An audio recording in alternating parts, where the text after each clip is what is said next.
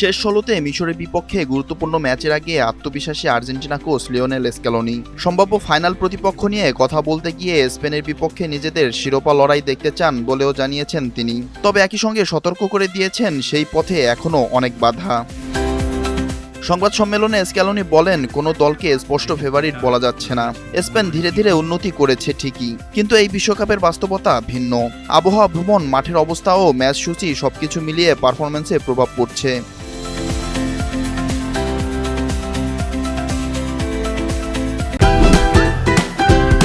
Optical brighter photo catalyst active granule সমৃদ্ধ বসুন্ধরা পাওয়ার wash, ঝলমলে কাপড়ে ফুরফুরে মন। তাছাড়া স্পেনের সঙ্গে ফাইনাল খেলতে চাই, তবে তার আগে অনেক দূর যেতে হবে।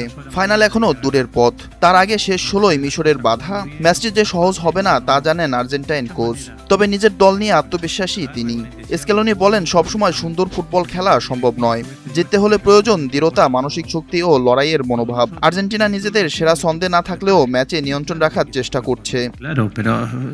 এদিকে পর্তুগালকে ১-০ গোলে হারিয়ে কোয়ার্টার ফাইনাল নিশ্চিত করেছে স্পেন। তাতে বিদায় নিতে হয়েছে পর্তুগিজ মহাতারকা ক্রিস্টিয়ানো রোনালদোকে।